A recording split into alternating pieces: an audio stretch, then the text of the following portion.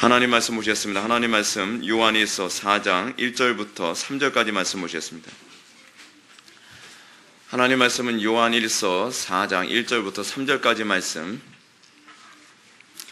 신약성경 392페이지 요한일서 4장 1절부터 3절까지 말씀, 여러분 찾으셨으면 제가 봉독하겠습니다. 사랑하는 자들아, 영을 다 믿지 말고 오직 영들이 하나님께 속하였나 분별하라. 많은 거짓 선지자가 세상에 나왔습니다.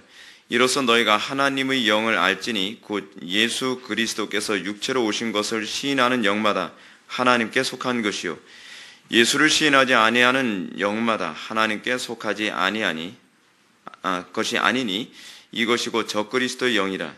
오리란 말을 너희가 들었거니와 지금 벌써 세상에 있느니라. 아멘. 이 시간은 철로역정 33번째 강의가 되었습니다. 교황과 이교도라는 제목을 가지고 하나님 말씀 증거하도록 하겠습니다. 교황과 이교도. 철로역정 본문을 먼저 읽겠습니다.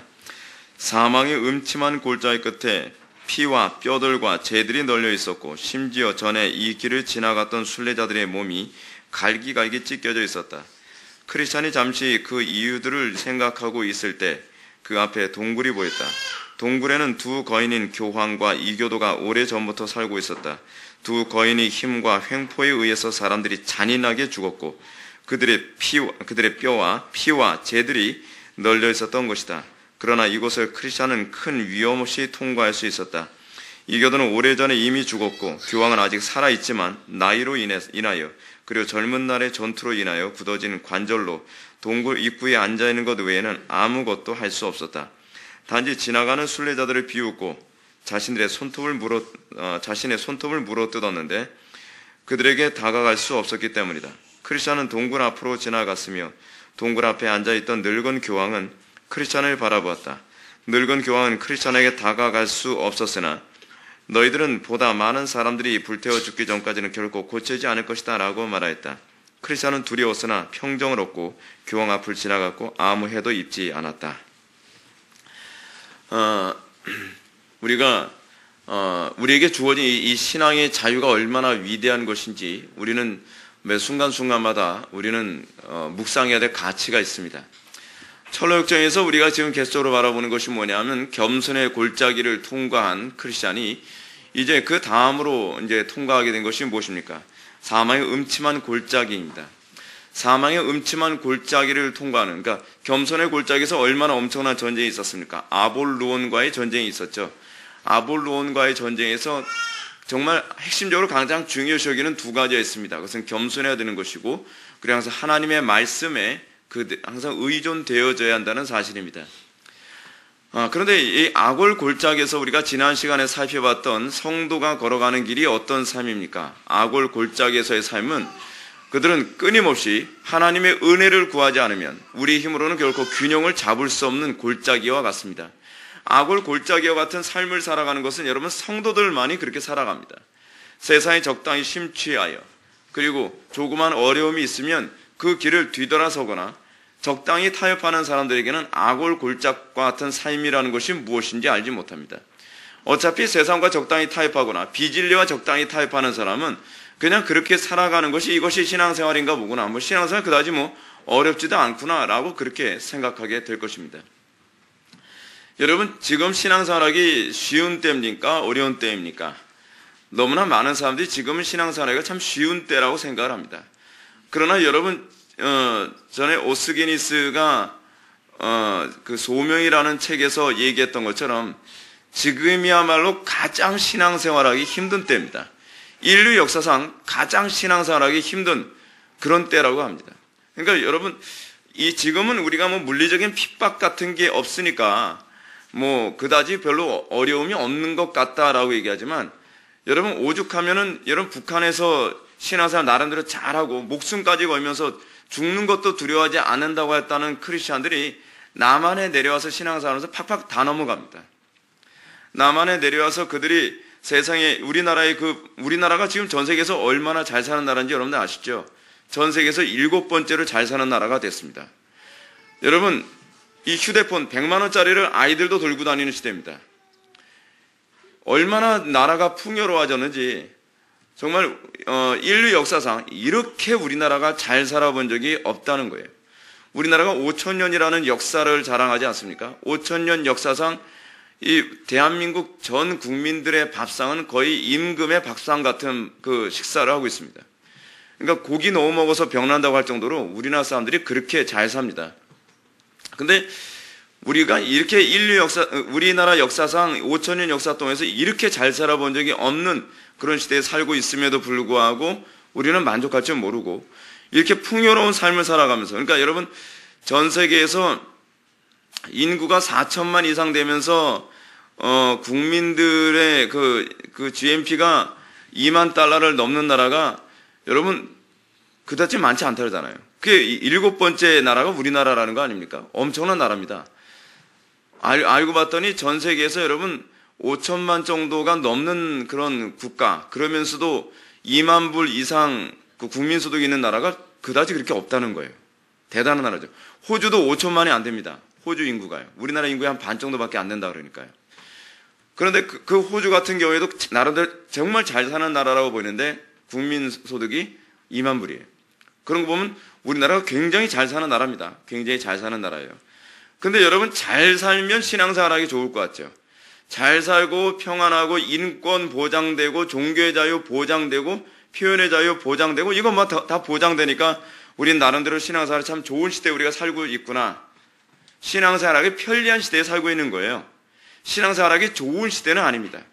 그러니까 여러분, 우리는 편리하다는 것과 좋다는 것은 별개의 문제죠. 예. 간혹가다 사람들이 이렇게 하는, 야, 요즘 세상 좋아졌어. 아니, 세상 좋아진 게 아니라 세상이 편리해진 거예요. 세상이 좋아졌다라고 얘기하기에는 좀 그렇습니다. 사람들의 이 행복 만족도도 우리나라 사람들 20년 전, 30년 전보다 행복 만족도가 많이 떨어졌다 그러잖아요. 풍요롭다고 해서 좋은 건 아니에요. 우리가 지금 살고 있는 이 시대가 얼마나 신앙생활하기 어려운 시대인지 탈북자들, 그 목숨 걸고 북한에서 신앙생활하는데 목숨도 아까워하지 않는다고 하는 그 탈북자들이 남한에 오면 그 사람들이 다 변질돼 버린다는 거예요. 다 세속화돼 버리고 막 꾸미기 좋아하고 비싼 옷 사입기 좋아하고 그러면서 주의 성수하는 것도 점점 등한시하고 그러면서 신앙생활을 완전히 개판치듯이 신앙생활하고 있다는 거예요. 그러니까 여러분, 우리가 이 풍요와 싸우고 편리함과 싸우고 안일함과 싸우고 그리고 느슨함과 싸우는, 그래서 여러분 철로역정 뒷부분에 보게 되면은 뒷부분에서 뭐가 나옵니까? 이 마법의 저희가 나오잖아요. 거기 가면 괜히 자꾸 졸리고 가만히 있기만 해도 막 졸리는, 영적으로 가만히 있기만 자꾸 침체되어지고 잠들어 버리는. 그러니까 여러분 막 몸부림치지 않으면 우리의 영혼이 깨어 있기가 정말 힘든 시대에 우리가 살고 있는 거예요. 여러분, 근데 우리가 이토록 이렇게 신앙생활하기 이 어려운 시대임에도 불구하고, 그럼에도 불구하고 우리가 여러분 신앙의 박해를 받지 않고 살 수 있다는 것, 여러분 이것 또한 우연입니까? 아닙니까? 우연이 아니죠. 여러분, 우리에게 어떠한 풍요가 주어질 때, 예를 들어서 요즘 우리나라 사회는 뭐 산업화 시대를 굉장히 우습게 보면서 젊은이들이 막 너무 쉽게 짓밟듯이 얘기를 하는데, 산업화 시대 때 여러분 정말 나라가 거의 폭삭 망하다시피 해가지고서 이렇게 다른 나라를 돕는 나라가 된 그 전례, 그리고 이렇게 부강한 나라가 된 전례는 인류 역사상 없다는 거예요. 우리나라가 유일하다는 거예요. 그러니까 우리나라 참 대단한 나라입니다. 어떻게 보면 대단한 나라다라는 표현보다는 하나님께서 이 나라에 뭔가 좀 계획하신 것이 있지 않은가라고 하는 그런 기대감을 많이 갖고 있어요. 인류 역사상 한 번도 유례가 없는 풍요를 하나님께서 제공하셨어요. 근데 이제 문제는 이 젊은 세대들의 이 풍요가 자기네들이 잘나서 이 풍요롭게 살고 있다고 자꾸 착각을 하고 있는 거죠. 그래서 전 세대들, 나이 든 세대들은 너무 쉽게 짓밟듯 너무 우습게 보듯이 그렇게 행동을 합니다. 그러니까 우리에게 주어진 이 풍요와 이 종교의 자유와 이 안락함이 거저 주어진 것이 아니라는 걸 알아야죠. 그리고 우리는 다음 세대도 이 풍요로움과 안락함과 종교의 자유가 주어지기 위해서는 이 세대가 또 희생을 해야 돼요. 이 세대가 대가를 치러야 돼요. 근데 문제는 뭐냐면 이 세대가 대가를 치러들지 않는다는 게 문제라는 거예요. 특히 신앙의 문제에서 대가를 치러들지 않는다는 것이죠. 여러분, 아골 골짜기의 맨 마지막 코스가 무엇이냐면 번연은 이 교황과 그리고 이교도라고 얘기합니다. 근데 원래 이 맨 마지막 코스에서는 원래 어떻게 돼야지 정상이냐면 엄청난 고난과 핍박과 고통 가운데 있는 게 정상인데 지금 뭐라 얘기하냐면 오늘 본문을 보게 되면 사망의 음침한 골짜기 끝에 피와 뼈들과 재들이 널려 있었고, 여러분 이 피와 뼈들과 재들은 사실은 우리 신앙의 선배들이 신앙의 자유를 위해서 싸우지 않았다면 우리 것이 돼야 되는 거예요. 우리의 피가 거기에 흘려져야 되는 것이고 우리의 뼈가 거기에 놓여 있어야 되는 것이고 우리의 살이 찢겨 있는 장소가 되는 거예요. 우리가 이것을 너무 망각하고 있습니다. 우리가 지금 신앙생활하면서 어쩌면 만약에 우리의 신앙의 선배들이 종교의 자유를 위해서 신앙의 자유를 위해서 싸우지 않았다고 한다면 지금 우리는 여기서 우리의 살과 피가 찢기는 장소로서의 나라가 되고 있을지도 모릅니다. 여러분 지금 종교의 자유 없이 생활하는 나라들 여전히 있지 않습니까? 그 나라는 왜 그렇습니까? 그 피의 대가를 치르는 과정이 없었기 때문에 그래요. 누군가는 한 세대가 그것을 치러야만 그 다음 세대가 신앙의 자유를 보장받고 있는 것이죠. 이슬람 지역은 지금 그 대가를 지금 치르고 있는 겁니다. 여러분 얼마나 끔찍합니까? 전에 콥트교, 그 이집트의 콥트교 사람들 예배 드리는데 어떤 사람이 자살 테러를 했다고 그러지 않습니까? 생각해 보십시오. 끔찍하죠? 자살 테러예요. 한 사람이 폭탄을 몸에 쏴고서 사람들이 있는 사이에서 그냥 폭탄을 터뜨리는 거예요. 그럼 여러분 내가 죽고 안 죽고 내가 다치고 안 다치고를 떠나서 여러분 한 사람이 그렇게 죽으면 그 살점 튀고 그 악몽이 얼마나 끔찍하겠습니까? 과거에 이런 적이 있었다는 거예요.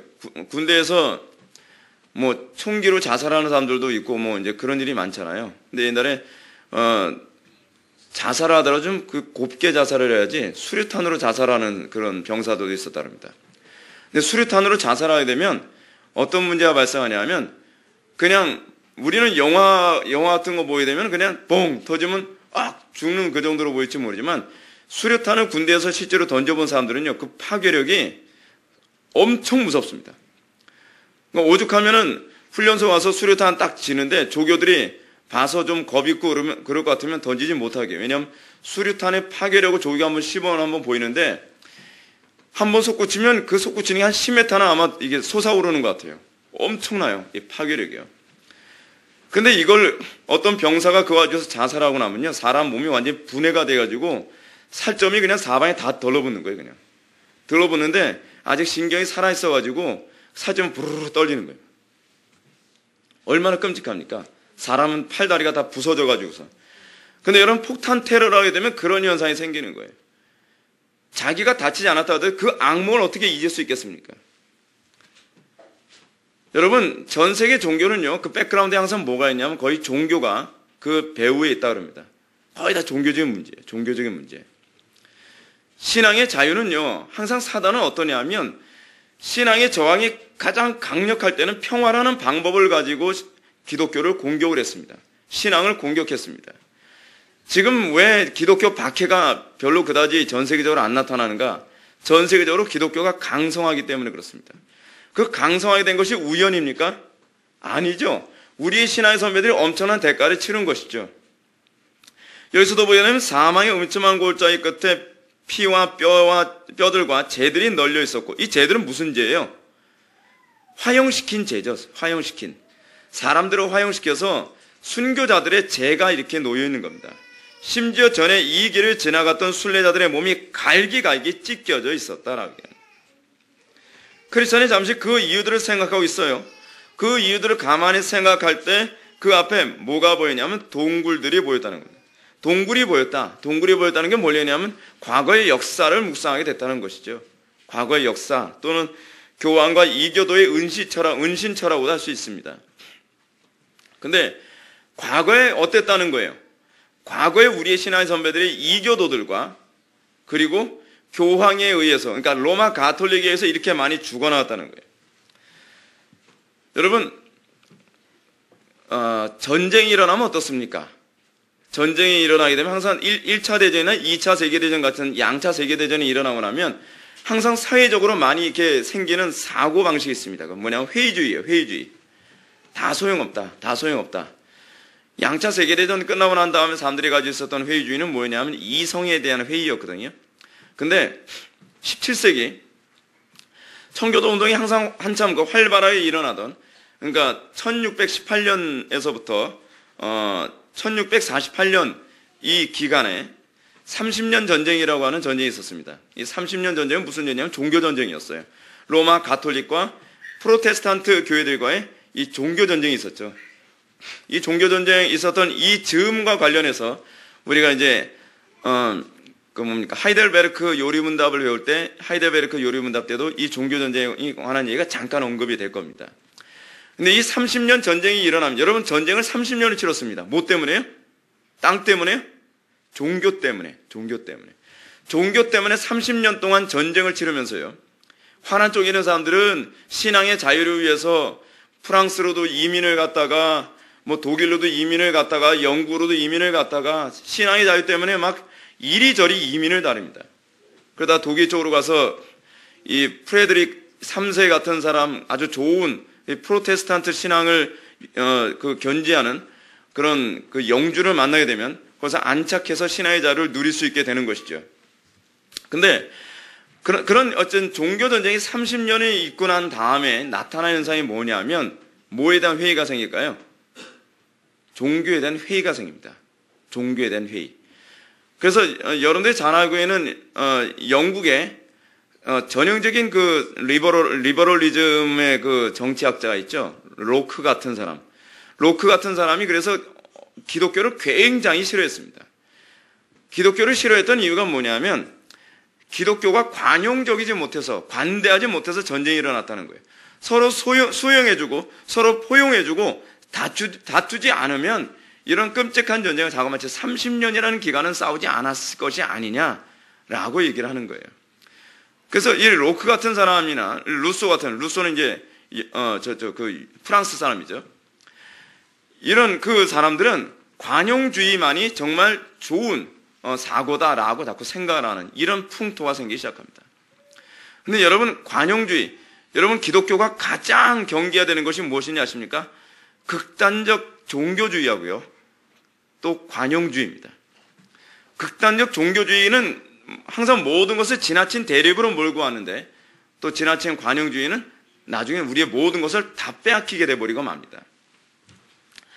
여러분, 우리가 생각할 때 종교개혁이 일어나게 된 그 프로테스탄트, 그러니까 기독교와 천주교의 이 종교 대립은요, 사실은 관용적이지 못해서 그런 것이 아닙니다. 이건 진리에 관한 문제입니다. 그들이 이런 진리에 관한 문제를 가지고 싸웠기 때문에 여기서 존 버년이 뭐라고 얘기냐면, 자기가 교황이 있는 굴 앞을 지나가면서도 어떻게 해요? 안전하게 지나갈 수 있게 되었다라고 얘기하는 거예요. 만약에 그 싸움을 안 했으면, 여러분, 우리가 이제 우리 한국 역사를 가만히 생각해 보십시오. 우리나라에 초창기 기독교가 들어왔습니다. 초창기 기독교 들어왔을 때 가정은 풍비박산 났습니다. 한 집안에 종교 둘이 있으면 안 돼, 뭐 이 소리부터 시작을 해가면서 가정마다 싸움과 분란이 끊이질 않았죠. 끊이질 않으면서 처음 예수 믿게 된 아이가, 만약에 주일학교에서 아이가 먼저 예수 믿었습니다. 그럼 이 아이 하나 때문에 집안에 분란이 일어납니다. 며느리가 예수를 믿고서 들어오면 며느리 때문에 집안이 분란이 일어납니다. 또 가족 중에 누구 하나가 예수를 믿고 나면 그 사람 때문에 집안에 분란이 일어납니다. 어떻게 해야 됩니까? 관용적으로 해야 됩니까? 어찌하든지 나 하나 때문에 분란이 일어났으니까 내가 신앙만 적당히 맞춰주면 돼, 그렇게 하면 됩니까? 그렇게 안 되죠. 그렇게 안 돼요. 그렇게 안 하면 점점 더 어떻게 됩니까? 박해가 심해집니다. 그게 전형적인 사단의 방법입니다. 우리가 적당히 어느 정도 타협을 하면요, 그 당시에는 우리에게 어떤 고통 지나가는 것 같습니다. 지나가는 게 아닙니다. 사단의 특징이 뭔지 아십니까? 사단의 특징은 꼭 이렇습니다. 좀 약한 것 같다, 그러면 더 밟아버립니다. 제가 학교 다닐 때 제가 제일 싫어하던 그 유형의 그 클래스 친구들이 있었는데, 어떤 친구들이냐면 약하다고 이렇게 자꾸 이렇게 괴롭히는 애들 있잖아요. 그 애들 제가 개인적으로 되게 싫어했어요. 약해서 저항을 못하면 한두 끝도 없이 사람을 밟아버리는 거예요. 근데 그게 사단의 전형이에요. 사단의 사고방식이 그래요. 사단은요, 저항하기 시작을 하면 처음에는 굉장히 더 큰 힘으로 압박을 가해서 기도 못 피도록 만들지만 계속적으로 저항을 해서 이기지 못할 것 같으면 그 다음부터는 어떻게 해요? 적당히 타협을 해가면서 조금씩 다시 점령할 수 있는 기회를 자꾸 찾습니다. 어느 시대든지 항상 기독교에게 사단이 도전해온 방법은 그런 방법이었습니다. 30년 전쟁 얘기로 다시 돌아갑시다. 30년 전쟁이 있었습니다. 끊임없이 30년 동안 프로테스탄트 교회들은 신앙의 자유를 조금도 양보하지 않았습니다. 조금도 양보하지 않은 이 전쟁이 프로테스탄트 교회들이 있었고요. 그러면서 영국에는 어떤 전쟁이 있었습니까? 영국에는 이 찰스 1세가 기독교를 막 박해하고 있었어요. 그러니까 처음에는 어떻습니까? 이 영국 역사 안에서도 처음에는 헨리 8세가 정권을 잡고 나서 애매모호한 정치를 했죠. 이게 영국은요, 다른 나라보다 좀 더 애매했습니다. 어떻게 애매했냐면, 로마 가톨릭이고요. 이두저도 아닌 박쥐 같은 이 성공회가 있고요. 그 또 하나 뭐냐면, 아주 하나님 말씀대로만 살자라고 하는 퓨리티를 추구하는 청교도들이 있었습니다. 그러니까 이쪽과 이쪽이만 있는 게 대부분의 30년 전쟁의 흐름이었는데 영국은 이쪽과 이쪽의 중간에 박쥐 하나가 낀 거예요. 헨리 8세가 자기 형수하고 결혼하고 싶어가지고 이혼을 하고 난 다음에 그것 때문에 그 교황이 자꾸 뭐라고 하니까 그럼 나는 로마 가톨릭으로부터 떨어져 나가겠다. 근데 또 그렇다고 프로테스탄트 쪽으로 가자니 자기는 프로테스탄트는 별로 좋아하지 않고 그러니까 성공회라고 하는 괴상한 종교를 하나 만들죠. 겉으로는 로마 가톨릭, 속으로는 프로테스탄트. 근데 그렇게 만듭니다. 그러고 난 다음에 헨리 8세 죽고 난 다음에 그 에드워드 6세가 왕이 오르지 않습니까? 그래서 에드워드 6세가 왕이 되고 난 다음에 이 프로테스탄트 신앙을 다시 유지하는데 헨리 6세잖아요. 딱 6년 살고 죽었습니다. 정권 잡고요. 그러는 다음에 블러드 메리, 피의 메리가 5년 동안 통치하면서 경건한 사람들 막 300명을 사정없이 막 죽였습니다. 여러분, 그러면서 끊임없이 신앙의 박해가 있었어요. 그러면서 찰스 1세가 정권을 잡았을 때 기독교 박해가 심하니까 나중에 올리버 크롬웰이라고 하는 사람이 청교도 혁명을 일으켜가지고 다시 왕정 정치를 제거하고 공화당 정치로 다시 회복하지 않습니까? 끊임없는 반목의 전쟁의 연속이었어요. 전쟁의 연속. 지긋지긋하죠. 근데 여러분, 지금 이 글을 쓰고 있는 버녀는 지금 어느 시점에서 지금 글을 쓰고 있냐면 올리버 크로멜이 죽고 그 아들 리차드 크로멜이 정권을 잡았는데 리차드 크로멜은 우유부단해가지고서 이두저도 아닌 일을 했어요. 그러던 상황에서 욕심을 좀 갖고 있었던 장로교주의자들이 찰스 2세를 그 왕위로 다시 세우면서 왕당파라고 했는데 왕을 다시 복구시키자라고 하는 사람들이 왕당파거든요. 그런데 이 왕당파하고 손을 잡으면서 만약에 이 찰스 1세가 정권을 잡으면 대신에 이 나라 국교를 장로교로 해줄게 라는 말에 속아가지고 찰스 1세를 찰스 2세를 왕위에 올려주면서 기독교 박해가 다시 시작됩니다. 그러면서 이제 뭐가 일어나냐면 통일령이라고 하는 것을 그러니까 1662년에 통일령을 내리면서 성공의 목회자가 아닌 종교개혁의 정신을 가지고 있는 사람들의 설교를 하는 사람들은 무조건 못하게 했거든요. 그 시점에 이 사람은 설교를 못하게 되면서 감옥에 갇힌 거예요. 근데 지금 뭐라고 얘기하고 있어요? 지금 자기는 그나마 편하게 신앙생활하고 있다라고 얘기하는 거예요. 지금요. 지금 여기서 지금 그 표현을 하고 있는 겁니다. 지금 뭐라고 표현하고 있어요? 자기의 신앙의 선배들은 피와 뼈들과 재들이 널려 있는 그런 삶을 살고 있는데 자기는 지금 교황과 이교도들이 굴 속에서 나오지도 못하는 그런 상황에서 안락하게 나름대로 신앙생활하고 있다고 얘기하는 겁니다. 그 이유가 무엇인가? 동굴에는 두 거인인 교황과 이교도가 오래전부터 살고 있었는데 두 거인의 힘과 횡포에 의해서 사람들이 잔인하게 죽었고 그들의 뼈와 피와 재들이 널려 있었던 것이다. 지금 적어도 이 버녀는 교황이라든지 이교도들에게 잔인하게 죽는 상황은 아니라는 것이죠. 지금 적어도 그런 상황이라는 거예요. 제가 지금 여러분들에게 적용해서 얘기할까요? 여러분, 우리에게 있어서 우리가 번연에 비하면 우리의 신앙생활이 고난이라고 얘기할 건덕지가 있습니까? 없죠? 없어요. 번연은요, 우리보다 훨씬 혹독하고 힘든 고난의 과정을 거치며 신앙생활을 했습니다. 근데 그 감옥에 갇혀서 그가 뭘 읽었었냐면 존 폭스의 순교자 열전이라고 하는 책을 읽었습니다.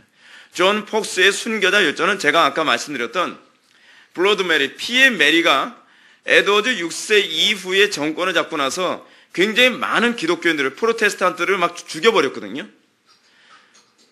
그 죽여버리는 그 시점까지를 그러니까 초대교회 때서부터 순교한 사람들의 열전을 글로 남겼는데 그것이 로마 가톨릭이 엄청난 파장을 일으켰어요. 근데 이 번연이 감옥에 갇힌 상태에서 그때 감옥 안에서 뭐 할 일 없잖아요. 그래서 거기서 읽었던 책이 바로 이 순교자 열전이라고 하는 존 폭스의 순교자 열전이라는 책을 읽었다는 거예요. 근데 순교자 열전을 읽으면서 보니까 내가 감옥 생활하는 건 뭐예요? 양반이더라는 거예요. 내 신앙의 선배들은 로마 가톨릭과 이교도에서 어떻게 했어요? 살이 찢기고 그리고 흰 뼈가 굴러다니고 그들의 몸은 타서 재가 남을 정도로 고통당하고 짓밟히는 그런 엄청난 고통 가운데서 신앙을 지켰지만 내가 설교를 했다고 해서 지금 감옥에 갇히는 이 정도의 고난은 고난도 아니다 라고 지금 그 얘기를 하고 있는 거예요. 지금요. 그런 차원에서 여러분, 우리는 과연 어떻습니까? 요즘요 신앙생활하는 거 너무 어려워요. 직장생활에서 뭐 이런 거 요구하고요. 요즘 뭐 너무 피곤하고요. 환경적으로 이렇고요. 가정이 어떻고 뭐가 어떻고 여건이 어떻고. 신앙이 아니죠. 여러분, 이걸 가지고서 우리가 고난이라고 얘기할 건덕지가 있겠습니까? 사실은 우리가 우리의 신앙의 선배들의 삶을 우리가 왜 전기를 읽으면서 우리가 도전을 해봤냐 하면 우리는 이게 신앙도 아니라는 생각이 많이 들어요. 근데 여러분, 문제는 뭐냐면 우리가 이 정도의 고난, 이보다 더 힘든 고난의 과정을 거쳐가면서 신앙의 자유를 획득하고 그래서 그 다음 세대에게 신앙의 자유를 수여했던 우리의 신앙의 선배들에 비해서 우리는 너무 책임감이 없죠. 우리는 그들의 받은 고난에 비하면 반의 반도 안 되는 그 조금 육신적인 힘듦과 직장에서 조금 모멸감을 느끼는 것과 사회적으로 좀 이 무시당하는 것, 이거 하나 때문에 어떻습니까? 주의 성수하는 거, 기도 생활하는 거, 뭔가 예배 드리고 하나님께 영광 돌리는 이런 거 하나하나조차도 적당히 타협하면서 우리는 모든 타협할 명분을 만들죠. 사람들하고 좀 더 친하게 지내려면 술은 한두 잔은 마셔야 되고 사람들하고 사람들하고 좀 친해지려면 음란패설도 같이 좀 어울릴 줄 알아야 되고 그건 아니죠. 그렇게 해야 되면 지금 현재 우리는 다른 사람들에게 내가 예수를 믿는다는 이유로 인해서 고통받는 건 잠시 피해갈 수는 있겠죠. 그럼 다음 세대는 어떻게 될까요? 여러분들의 자녀들은 과연 어떻게 될까요? 둘 중에 하나 선택해야 될 겁니다. 예수 안 믿고 지옥 가는 쪽을 선택하든지 그렇지 않으면 정말 과거의 그 역사가 다시 반복되는 피와 뼈들과 재들이 널려있는 그 엄청나고 끔찍한 시대를 그들은 맞이해야 된다는 겁니다. 무책임한 한 세대가 신앙의 자유를 지키기 위한 그 대가를 치르지 아니함으로 말미암아 자녀를 사랑한다고 하는 그 마음 다 거짓말이죠. 우리가 정말 자녀를 사랑한다면 어떻게 됩니까? 우리는 다음 세대를 위해서 우리가 싸워야 됩니다. 다음 세대를 위해서 우리는 뼈까지 꺾일 필요는 없어요. 살까지 찍힐 필요는 없단 말이에요. 지금 적어도 우리가 사는 시대는요.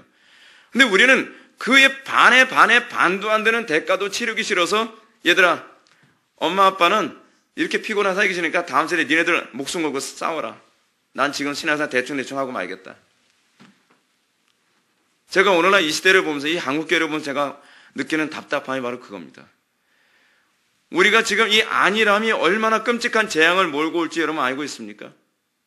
여러분 잘 보십시오. 번연이 지금 왜 감옥에 갇혔어요? 통일령 때문에 그렇거든요. 무슨 통일령이에요? 종교 통일령. 제가 종교 통일령이라고 하는 더 정확한 표현을 사용하는 건 여러분들 좀 필이 좀 닿으라고 제가 말씀드린 거예요. 종교 통합령이에요. 그 시대식으로 따지면요. 한순간에 행복했던 나날은 한순간에 확 바뀌어버려요. 아시겠습니까? 통일령이 처음에 언제부터 나왔어요? 헨리 8세 때서부터 자기 편리하게 하기 위해서 헨리 8세가 통일령을 만들었거든요. 근데 헨리 8세가 통일령 만들고 나니까 필요할 때마다 이 통일령이 자꾸 부활해요. 헨리 8세가 통일령 만들고 난 다음에 좀 이게 잠잠해지나 보다 했더니 그러니까 메리, 블러드 메리, 피의 메리가 정권을 잡고 나서 통일령 다 없애버리고 수장설, 왕이 교회의 머리다라고 한 수장설 폐위시켜버리고 교황이 교회의 머리다라고 하는 거 하면서 박해를 시작했는데 메리 여왕 죽고 난 다음에 그 다음에 누가 왕권을 잡게 됐냐면 엘리자벳 1세가 왕권 잡으면서 다시 했던 게 뭐냐면 통일령 다시 회복시킨 거거든요. 그러면서 기독교 또 박해하는 거예요. 거기서 제가 여기서 말하는 기독교는 비국교도들 얘기하는 거예요. 프로테스탄트들. 근데 또 찰스 1세가 정권 잡고 나서 기독교 박해를 하고 사람들이 메이플라워를 타고서 신대륙을 찾아서 가야 되면 정들었던 가정을 포기하고 나의 모든 고향을 다 포기하고서 신대륙, 거기가 어떤 곳인지도 알지 못하는, 지금이야 신대륙 가는데 한국에서 비행기 타고서 몇 시간 가면 돼요? 한 12시간 정도만 가면 그냥 갈 수 있는 미국 땅. 근데 지금 비행기 타고서 12시간이죠.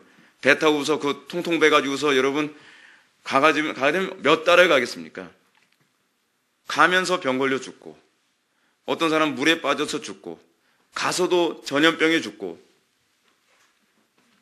그런 일이 왜 생겨요? 신앙의 자유 때문에 그러잖아요. 신앙의 자유 때문에. 통일령 한번 딱 떨어지고 나니까 그 영광스러웠던 설교자들 다 죽어나가거나 감옥에 갇히고 사람 다 이민 가고요. 여러분, 지금 우린요, 우리의 이 평안함과 안락함과 종교의 자유가 앞으로도 영원히 계속될 거라고 절대로 생각하면 안 됩니다. 우리가 안일하게 신앙생활하는 그 순간에도 지금 종교 통합을 위한 이 상황은 계속 진행형입니다. 얼마나 빠른 속도로 진행되고 있는지 모릅니다. 지금 계속적으로 들리는 얘기가 있지 않습니까? 종교 통합 이제 얼마 안 남았다고요? 종교 통합령 한번 딱 내리면 어떤 현상이 나타날까요? 이번에도 제가 우리 홈페이지에 베리칩에 관한 글을 제가 올렸는데, 이승구 교수님이 쓴 그 베리칩에 관한 거. 베리칩에다가 뭘 넣는다는지 여러분 아시죠? GPS, 그러니까 위성으로 수신할 수 있는 수신 기능까지 거기다가 집어넣는다는 거예요. 기술이 발달해서요. 베리칩의 사이즈는요, 그 쌀알 하나 정도의 사이즈입니다. 굉장히 조그맣습니다. 그 쌀알 만한 그 사이즈 안에 우리의 모든 신상 정보가 다 들어가고, 그리고 위성 수신으로 위치 추적까지 가능하게 한다는 거예요. 미국에서는 요번에 그 의료보험제도 통과시키면서 2017년서부터 전 국민들에게 베리칩을 다 심어놓겠다라고 지금 공포를 한 상황이에요. 우리가 이게 666이라고 제가 말씀드린 건 아닙니다. 그러나 이제는요, 우리는 신앙의 자유를 지켜내는 것이 얼마나 어려운 시대에 살 것인지 여러분들 알아야 돼요. 베리칩 몸에다가 이식을 하고 나면 여러분들 정부에서 여러분들을 잡겠다라고 마음 먹으면 어느 위치에 있는지는요, 얼마든지 찾아낼 수 있어요.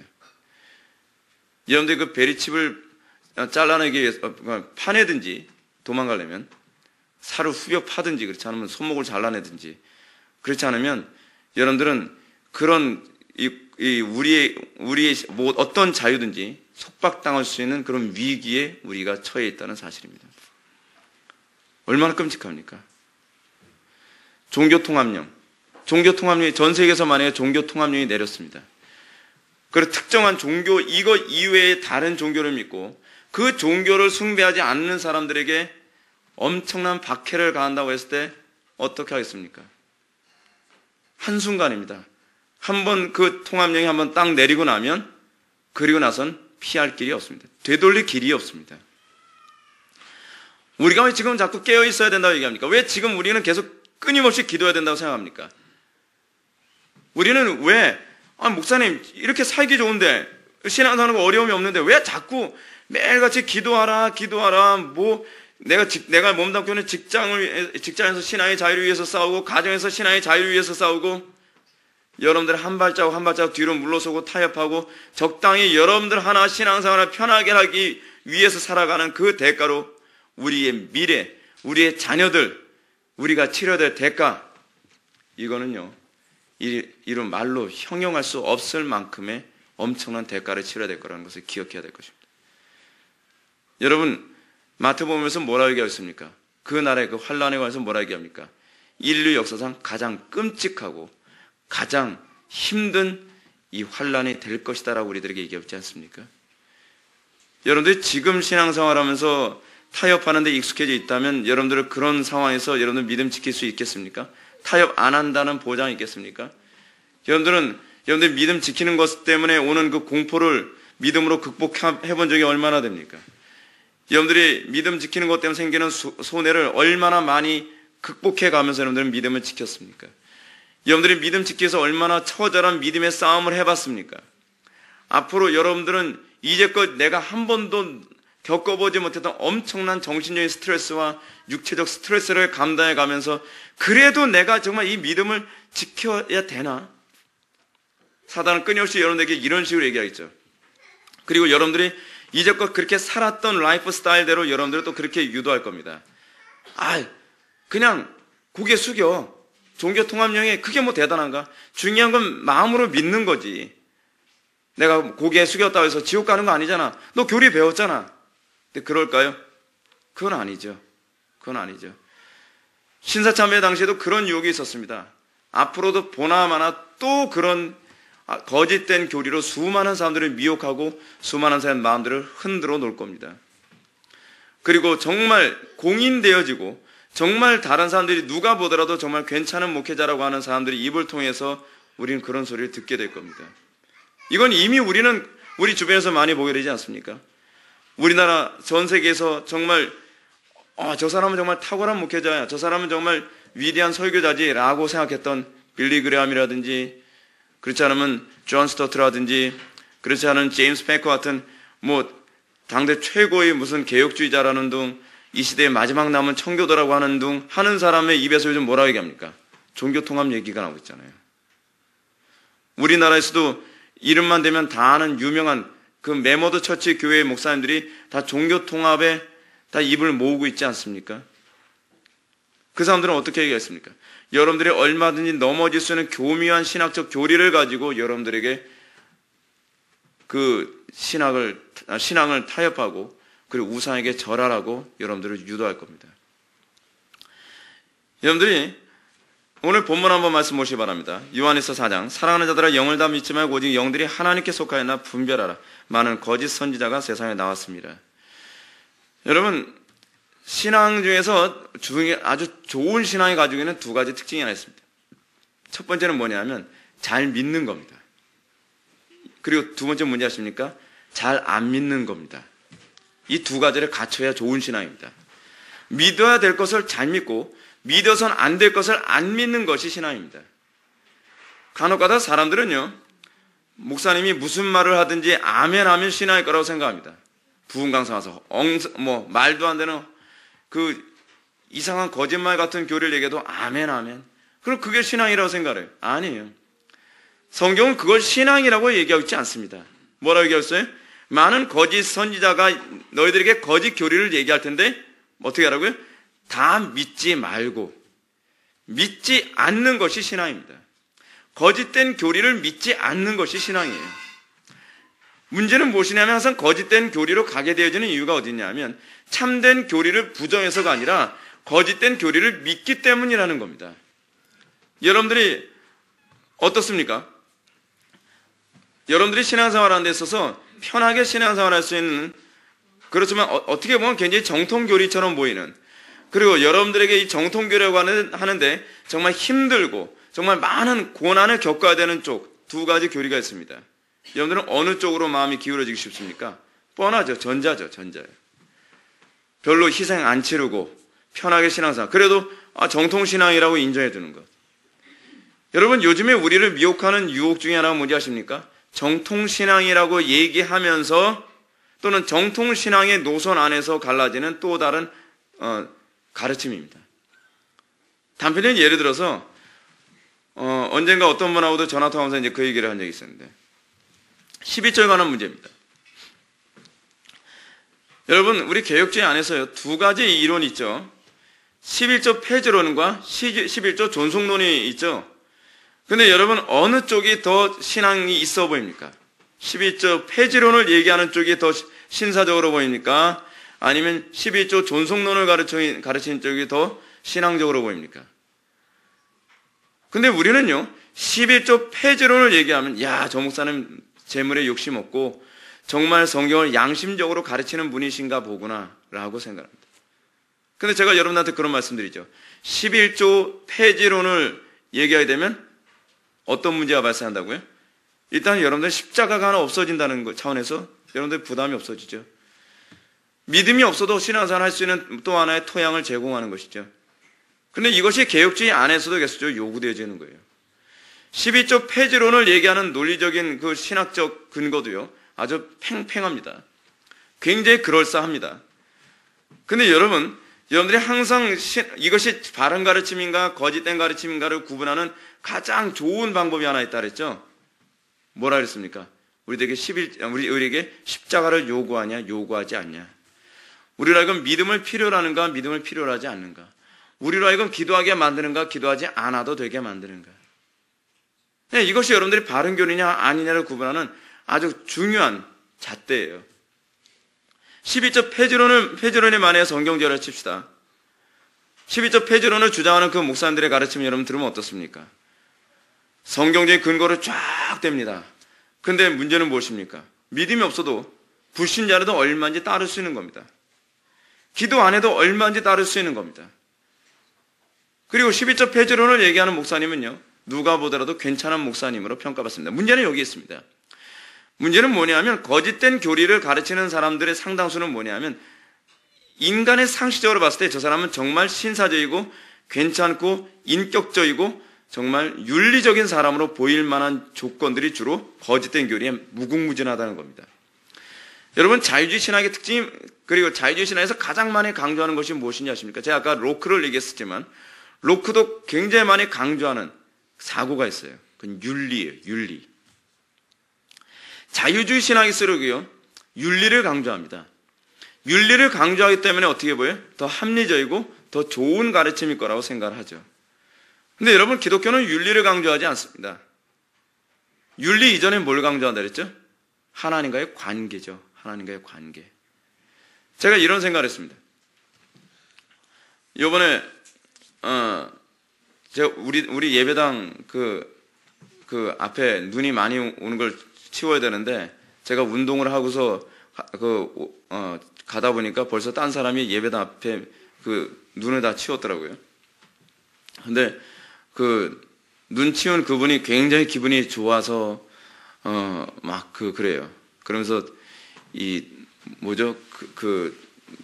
에스키모들 저기 하는 그 집 같은 그거 뭐라 그러죠?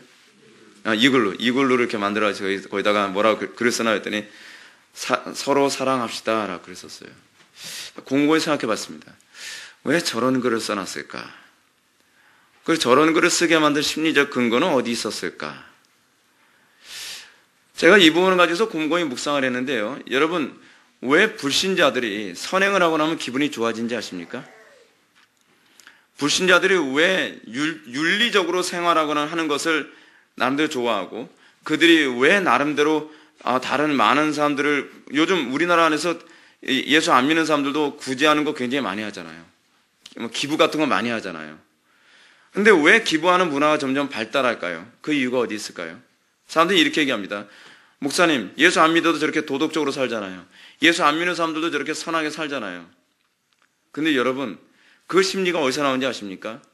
자기가 다른 사람에게 또는 하나님께 자기의 의의를 주장할 만한 근거를 만드는 것이 우리로 하여금 우리의 기분을 얼마나 좋게 만드는지 몰라요.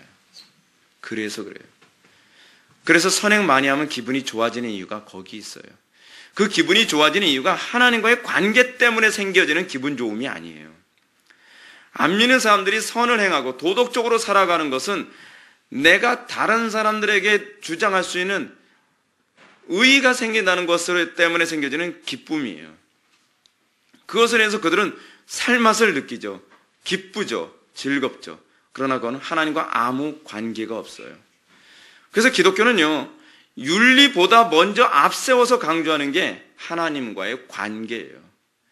하나님과 관계를 위해서, 하나님을 영화롭게 하기 위해서, 또는 하나님을 기쁘시게 드려서, 그러니까 엔 크리스토스, 그리스도 안에 있기 위해서 우리가 윤리를 행하는 것이지, 우리는 우리의 윤리가 나의 의의를 채우고 나의 의로움에 대한 만족을 채우기 위해서 윤리를 행하는 것은 그 자체부터가 악이에요. 악. 그건 아주 역겨운 악이에요. 예수 그리스도의 공로와 의의를 어떻게 하는 만드는 악이에요? 가치 없이 만드는 악이거든요. 그렇기 때문에 이 땅에서 우리 그리스도인들은 끊임없이 어찌하든지 하나님과의 관계에 초점을 맞추며 살아가는 거예요. 그래서 자유주의 안에서 뭐가 강조되어져요? 자유주의 신학기술이요? 윤리도덕이 많이 강조되는 거예요. 윤리도덕을 많이 강조함으로써 그들을 어떻게 해요? 자력구원 쪽으로 모든 신학적 방향이 흘러가게 되는 것이죠. 그래서 모든 영들을 다 믿지 말라고 얘기하는 이유가 어디 있습니까? 영들, 그러니까 소위 요즘의 자유주의자들, 그 요즘에 소위 리버럴리즘에 빠진 그 비성경적인 사람들의 특징이 뭐냐면 겉으로 굉장히 신사적이고 굉장히 윤리적이면서 그래서 상식적이고 합리적이면서 그들은 우리들에게 거짓된 교리의 타당성을 얘기하는 데 있다는 것이 우리를 미혹하는데 더 큰 이 위력을 지니고 있다는 사실입니다. 그래서 2절 봅시다. 이로써 너희가 하나님의 영을 알지니 곧 예수 그리스도께서 육체로 오신 것을 시인하는 영마다 하나님께 속한 것이다 라고 얘기합니다. 예수 그리스도께서 육체로 오신 것, 왜 이걸 얘기하냐면 영지주의 때문에 그렇거든요. 요한일서는 그 몇 가지 문제가 있었는데 요한일서가 기록될 당시에요. 첫 번째 뭐냐면 교회 안에 들어온 영지주의자들에 대한 문제, 이것 때문에 요한일서가 기록되었고, 또 하나 뭐냐면 교회 안에 가만히 들어온 교회를 분열시키는 그런 존재들에 관해서 이 문제를 다루기 위해서 요한일서가 기록됐습니다.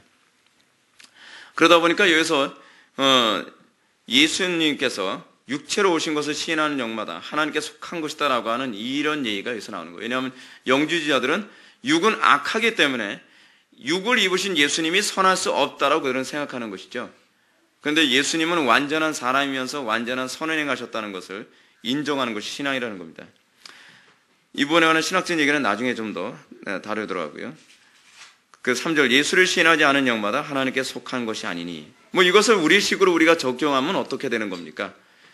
여러분, 우리가 예수를 시인한다, 우리가 예수 그리스도 안에 있다, 우리의 모든 선행이 소위 그리스도와 연합되어진 것을 근거로 해서 하는 것이어야 되는 것이죠. 우리가 믿음 안에서 살아간다, 우리가 예수 그리스도께서 육체로 오신 것을 인정한다는 것은 뭘 얘기하는 거예요? 우리가 예수 그리스도와 연합되어진 것으로 인해서 우리의 윤리가 나오고, 예수 그리스도와 연합된 것으로 인해서 우리의 모든 신앙의 고백이 나와야 된다는 거예요. 신앙의 고백은요, 윤리가 아니에요. 여러분들 착각하면 안 돼요. 종교행위가 신앙 고백이 아니에요. 우리는 자꾸 이런 부분을 착각해요. 신앙은요, 그리스도와 믿음으로 연합되는 거예요. 그리스도와 연합되어졌다는 것은 여러분들의 사고가 그리스도의 마인드에서 나오는 것이에요. 여러분들이 나름대로 얼마든지 누구에게든지 여러분들 선행이 있는 사람으로 보일 수 있고, 도덕적인 사람으로 여러분들 보일 수 있고, 신앙 좋은 사람처럼 보일 수 있습니다. 그런데 여러분들 그리스도와 연합 안 되어 있을 수도 있습니다. 그리스도와 연합되어졌다는 것은 무엇을 의미합니까? 그것은 우리가 주의 계명대로 사는 것이 나의 기쁨이고, 우리가 하나님의 영광이 나로부터 나오는 것이 나의 기쁨이라는 것이에요. 그래서 우리가 하나님의 영광을 위하여 사는 것이 더 이상 짐이 아니라, 무거운 멍해가 아니라, 이것이 나에게 생긴 새로운 본성이라는 것을 느끼게 되는 것. 그래서 그것 때문에 윤리가 나오는 것이고, 그것 때문에 종교적인 행위가 나오게 되는 것이어야 되는 거죠. 기도해라 해서 기도하는 거, 이거 별로 좋은 신앙 아닙니다. 예배 드려라 해야지 엄격하게 예배를 드리는 거, 이거 별로 좋은 신앙 아닙니다. 여러분들이 헌금해라 해야지 헌금하는 거, 이게 좋은 신앙 아닙니다. 여러분들, 우리가 은혜 받고 나면 나타난 특징이 무엇입니까? 인색함이 없어지는 것이죠. 인색함이 없어진다는 얘기가 무엇입니까? 자원한다는 얘기예요. 예배를 드리는 것도 인색하질 않아요. 헌금을 하는 것도 인색하질 않아요. 이웃을 사랑하는데도 인색하질 않아요. 지체들에게 내 시간을 투자하는 것도 인색하지가 않아요. 인색하지 않다라는 이 표현은 꼭 재물과 관련된 표현이 아니에요. 넉넉히 그 사람을 어떤 교회 안에서 어떤 프로그램이나 어떤 제도로 묶어놔야만 이런 신앙생활을 하게 되어지는 존재가 아니라 묶어놓는 것보다 훨씬 더 넘치게 행동하는 것, 이것이 전반적으로 봤을 때 인색하지 않음이죠. 신앙 들어가면 그런 현상 나타납니다. 우리 어머니께서 살아계셨을 때 은혜 받고 신앙생활 하셨던 모습을 보면 그래요. 교회 안에서 요구하는 것보다 더 많은 헌신을 해요. 교회에서 예를 들어서 교회 안에서 옛날에 우리 어머니 제가 그 당시에 어렸을 때, 그러니까 뭐 발랑발랑 이렇게 기어 다닐 정도, 네 발로 다닐 정도 당시에 우리 어머니 등에 업혀 다니고 이제 그럴 당시에도 우리 어머니가 예배당 뭐 건축한다고 하게 되면 예배당 건축 옛날에는 돈을 안 주로 몸으로 했잖아요. 벽돌 사가지고 벽돌 사면 성도들이 벽돌 나르고 뭐 그렇게 하는 거죠. 근데 교회 안에서 여러분 자매님들은 힘드시니까 벽돌 한 장이나 두 장씩 나르세요 라고 얘기하면 우리 어머니는 어쩌니 하나님을 더 영화롭게 해드리고 싶어서, 어쩌니 더 하나님을 기쁘시게 해드리고 싶은 그 욕심 때문에 남들 두 장 나눌 때 우리 어머니는 석 장 나르고, 그리고 막 밤 늦게까지 그렇게 하고 나면 피곤해 죽을 지경인데 우리 어머니가 체력이 약하시거든요. 그럼에도 불구하고 밤 되면은 또 교회 걱정이 되는 거예요. 아, 교회 안에 커튼도 뭐 먼지 많이 묻고 찌들어서 누군가 저거 해야 되는데, 누가 저거 빨아야 되는데, 그러면 남들한테 뭐 잘난 체 한다는 것처럼 안 보이기 위해서 남들 다 잠들었을 때 밤에 가가지고서 옛날에 저도 아직 기억나거든요. 커튼이 어떤 커튼이었는지. 두껍고요. 높이만 하더라도 한 2m 50 정도 되는 그런 큰 커튼이었어요. 그거를 여자의 몸으로 다 내려가지고 질겅질겅 그 큰 대야에다 놓고서 밟아가면서 그렇게 하면서 그 시커먼 물 나오잖아요. 교회 커튼, 옛날에 이 뒤에 휘장 같은 거였는데 그 휘장도 그 뭐라 그러죠? 두꺼운 옷감 있잖아요. 그런 걸 했었거든요. 그 밟으면 그냥 구정물 정도가 시커먼 물이 나와요. 그걸 밤새도록 다 빨래해가지고 다 널고 그래서 새벽 기도를 나오는 거예요. 새벽 기도. 그거 누가 나와라 해서 나오는 거 아니에요. 하나님과 함께하는 것이 기쁘니까 하나님께 시간을 드리고 하나님께 내 체력을 드리고 하나님께 내 재물을 드린 데 있어서 전혀 아깝지가 않더라고요. 아깝지 않아요. 우리 어머니가 저한테 고백하는 게 뭐냐면, 야, 정말 하나님께 돈 쓰는 게 아깝지가 않더라. 그러면서 어떻게 해요? 교회 가면 어려움 있다 뭐하다 하게 되면 당신 자신을 위해서 돈을 쓰는 건 바들바들 떨어가면서 한 푼에도 아끼는데 교회를 위해서 돈 쓰는 건 막 그렇게 넉넉하게 쓰시는 거예요. 그게 뭐예요?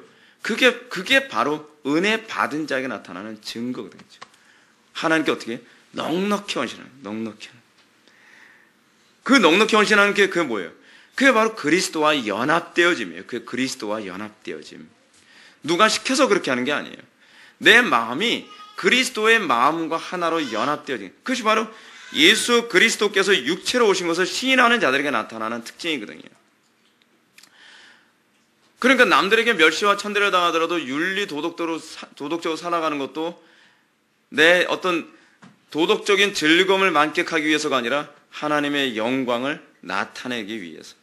예, 그게 믿음입니다. 그게 믿음. 근데 문제가 뭐냐면 이 리버럴리즘에 빠진 사람들, 이 거짓된 교사들이 수많은 사람들이 나와서 마지막 때는 점점 더 우리의 믿음을 계속 공격해 나갈 거라는 사실입니다. 철로역정 다시 한번 내려와서 봅시다. 넷째 줄을 보게 되면, 그러나 이곳을 크리스찬은 큰 위험 없이 통과할 수 있었다. 큰 위험 없이 통과할 수 있게 되어진 원인이 어디 있어요? 크리스찬이 잘해서 그런 거예요? 아니죠. 누구 때문이에요? 신앙의 선배들 때문에. 여기서 이렇게 얘기하고 있습니다. 이교도는 오래전에 이미 죽었고 교황은 아직 살아있지만 나이로 인하여 그리고 젊은 날의 전투로 인한 굳어진 관절로 동굴 입구에 앉아있는 것 외에는 아무것도 할 수 없었다. 젊은 날의 전투. 이 젊은 날의 전투는 누구와의 전투예요? 종교개혁자들과의 전투였죠. 그죠? 개혁자들이 수많은 피를 흘려가면서 믿음을 지키고 수많은 피를 흘려가면서 설교를 하고 수많은 피를 흘려가면서도 고난을 감수했던, 그들이 끊임없이 기도했던 그 결과로 지금 그나마 이 사람 어떻게 해요? 무사히 통과할 수 있었다는 거예요. 근데 무사히 통과할 수 있었다라고 얘기하고 있는 번연의 현재 상태는 사실 어떤 상태예요? 그나마 감옥에서 생활하는 상태예요. 감옥에서 생활하는 그 사람도 어때요? 12년을 감옥에서 생활을 했거든요. 12년을 감옥에서 생활하면서 번연의 자기 딸은, 큰딸인가요? 눈 안 보이는 큰딸은 자기 아버지한테 식사를 매번 이렇게 배달해 주면서 그러다가 어느 날 죽음을 듣게 되었고, 예수 믿는 거 하나 때문에 엄청난 가슴 아픔과 좌절을 맛봤어야 되는 상황임에도 불구하고 번연은 지금 뭐라고 얘기하고 있어요? 그나마 나는 큰 위험 없이 통과할 수 있었다라고 얘기하는 것이죠. 단지 지나가는 순례자들을 비웃고 자기 손톱을 물어뜯었는데 그들에게 다가갈 수 없었기 때문이다. 아직까지는 좀 그렇죠. 여러분, 아직까지는 여러분, 우리가 로마 가톨릭 이단이다라고 얘기해도 생명의 위협 안 느끼죠. 적어도 우리나라에서 이슬람 잘못됐다, 이슬람 뭐 이단이다, 이슬람의 구원이 없다라고 얘기한다 해서 생명의 위협 안 느끼죠.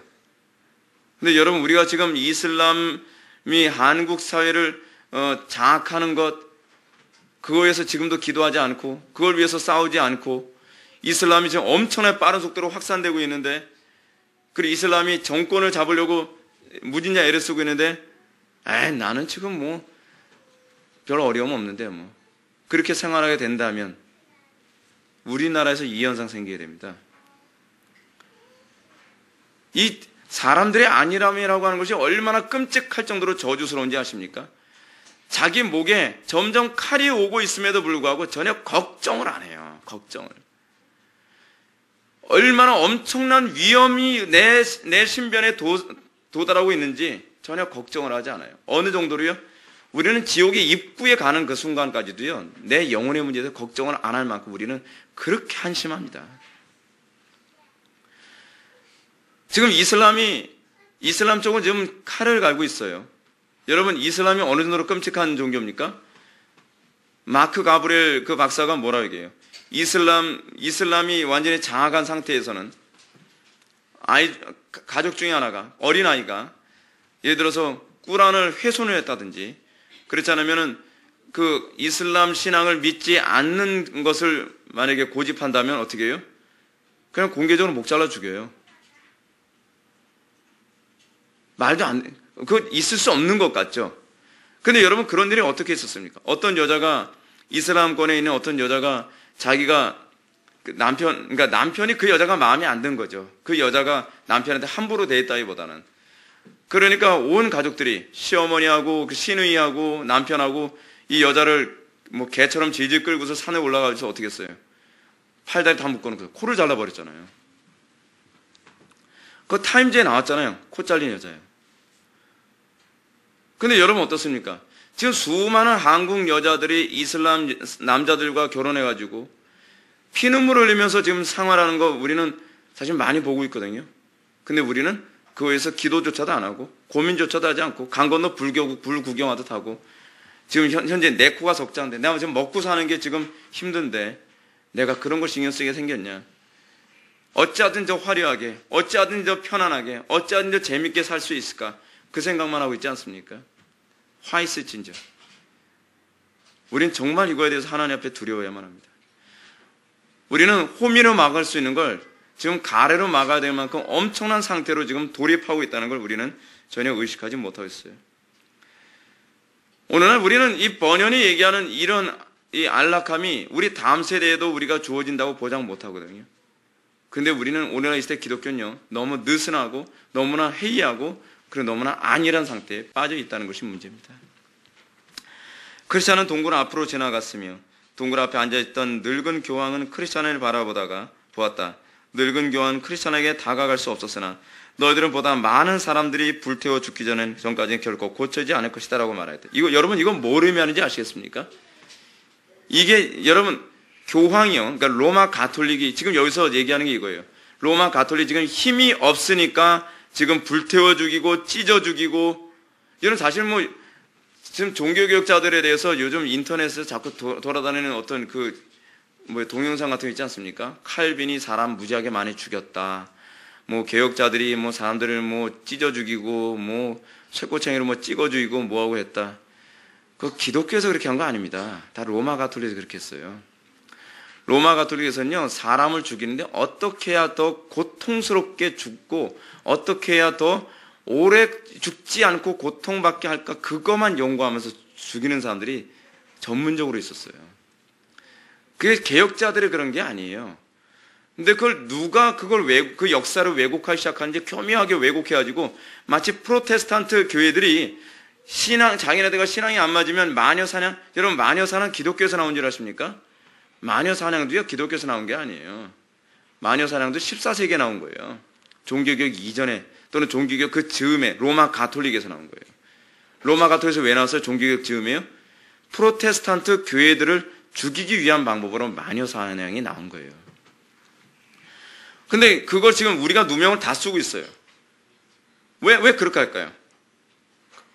무엇인가 어떤 세력들이 그 모든 누명을 우리에게 씌워서 나중에 우리가 너희들이 이렇게 한 만큼 한번 되받아 봐라 라는 식의 그런 사회적 분위기를 만들어가고 있는 것이 아닌가라는 그런 생각이 들어요. 제가 보기엔요. 지금 로마 가톨릭에 대해서 지금 여기서 번연이 뭐라고 얘기하는 겁니까? 교황이 지금 힘이 없으니까 지금 예전같이 이렇게 믿음으로만 구원을 받는다라고 하는 고백을 하는 사람들 죽일 수가 없으니까 앉아서만 떠든다는 것이죠. 너희들은 보다 많은 사람들이 불태워 죽기까지는 결코 고쳐지지 않을 것이다. 이게 무슨 얘기예요? 내가 다시 힘을 얻고 내가 다시 일어나서 내가 너희들을 박해할 수 있는 힘이 된다면 그 일을 다시 할 것이다 라고 하는 것을 지금 우리에게 경고하고 있는 것입니다. 깨어 있어야 된다는 겁니다. 로마 가톨릭 죽지 않았다는 겁니다. 지금 모든 이교도들 그리고 가톨릭은 겉으로 보기에는 칼을 숨기고 평화를 얘기하지만 실제로 기독교가 저항할 수 없는 상태가 되어진다면 다시 그들은 예전과 같은 칼을 빼들고 예전과 같은 박해로 다시 돌아오게 될 것이다 라고 경고하고 있는 것입니다. 크리스천은 두려워서나 평정을 얻어 교황 앞을 지나갔고 아무에도 입지 않았다. 크리스천이 두려워서나 평정을 얻은 이유가 무엇입니까? 지금 현재 상태로서는 이 로마 가톨릭이나 이교도들이, 여기서 얘기하는 이교도는 이슬람을 얘기하는 거예요.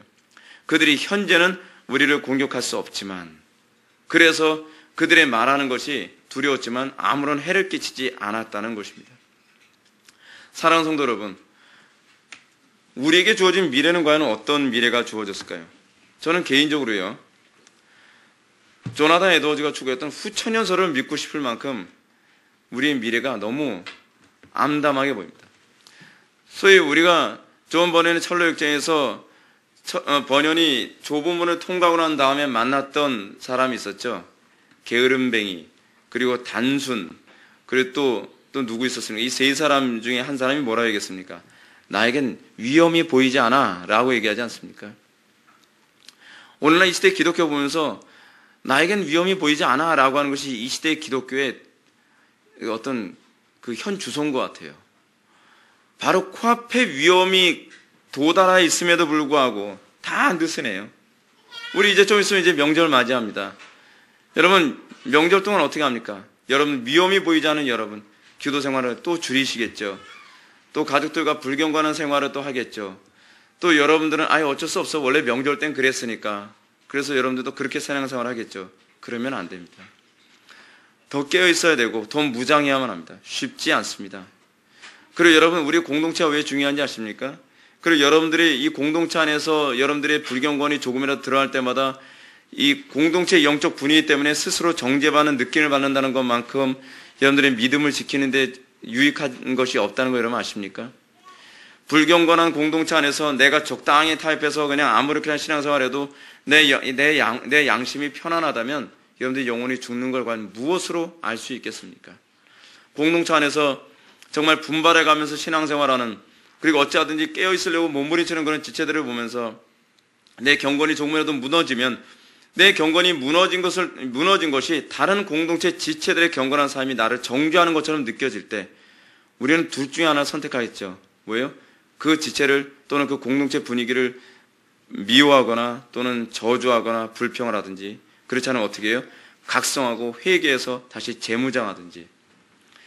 저는 개인적으로 우리 공동체가 다른 지체들의 불경건함을 정죄하는 공동체가 되기를 원치는 않습니다. 그러나 우리의 경건함이 다른 지체들의 양심에 찔리게 만드는 그런 경건함을 반드시 유지해야 된다고 생각합니다. 그렇게 했을 때, 그리고 다른 지체들의 경건에 도전을 줬을 때 우리가 경건이 무너지면 내 경건이 무너졌다는 것이 다른 지체들의 관계 안에서 수면에 드러나서 내가 회개하고 각성하고 그리고 영적으로 깨어있게 만드는 그런 어떤 도화선으로 항상 작용할 수 있어야 된다고 생각합니다. 수많은 사람들이 우리 교회에 오게 되어지면 너무 엄격한 거 아니냐 이렇게 얘기하다가 떨어져 나가는 사람들 간혹가다 제가 보고 있는데요. 너무 엄격한 거 아니냐라고 얘기하는 사람들의 공통점이 뭐냐면 위험이 보이지 않는 사람들입니다. 그런 사람들도 공통점이 뭐냐면 불경건의 상태에 안주하고 싶어하는 사람들이 주로 그런 얘기합니다. 우리 교회 그렇게 엄격한 교회 아닙니다. 제가 보는 견지에서 그리고 성경에 나타나는 우리의 신앙의 선배들의 삶의 그 수준에서 따져보면 우리 교회 아직 많이 멀었습니다. 저도 많이 멀었다는 거 제 스스로도 압니다. 우리가 오히려 더욱더 믿음에 더욱더 굳건히 서서 우리의 믿음이 우리 신앙의 자녀들에게도 도전을 주고 그래서 여러분들 어떻습니까? 여러분들의 자녀들이 우리 부모님 기도 생활하는 거, 우리 부모님 예배 드리던 모습, 우리 부모님 항상 신앙생활하던 그 모습이 내 신앙생활의 잣대가 돼서 우리 부모님 세상에 떠나셨어도 우리 부모님 날마다 이렇게 기도하셨는데 우리 부모님 날마다 예배 시간에 이렇게 진지하셨는데 우리 부모님 날마다 경건에 살라고 그렇게 꾸짖고 항상 교훈을 주시고 그렇게 반듯하게 사셨는데 그것이 아이들의 또는 자녀들의 그 교훈이 돼서 다음 세대를 더욱더 굳건하게 세우는 그런 역사가 나타나길 바랍니다. 우리 세대가 굳건히 서야만 합니다. 다음 세대를 보장하려면 그건 우리 세대의 삶이 그것을 규정하게 될 겁니다. 다 같이 기도하시겠습니다. 사랑이 많으신 하나님 아버지, 오늘 이 시간 철로역정의 이 부분을 통하여서 우리의 책임이 얼마나 큰지 다시 한번 묵상하게 됩니다. 우리의 경건과 우리의 신앙생활과 우리가 신앙을 지키는 것이 우리 개인의 신앙의 안위를 위해서 지키는 것만이 아니라 다음 세대를 위해서도 우리가 책임감을 가지고 신앙생활해야 된다는 것을 다시 한번 깨닫게 되었습니다. 우리 세대가 조금만 고난을 받으면 다음 세대는 피눈물을 흘리지 않는 줄 압니다. 다음 세대는 찢기지 않을 수 있는 줄 압니다. 아버지 하나님, 우리에게 믿음을 더하여 주시사 우리가 다음 세대를 위해서 사는데 인색하지 않게 해주시고 우리가 더 헌신하고 충성하여 우리의 삶을 통해서 하나님께 영광이 되며 자녀들과 또 후세들에게 본이 될 수 있도록 은혜 베풀어 주옵소서. 예수님의 거룩하신 이름으로 기도 올렸나이다.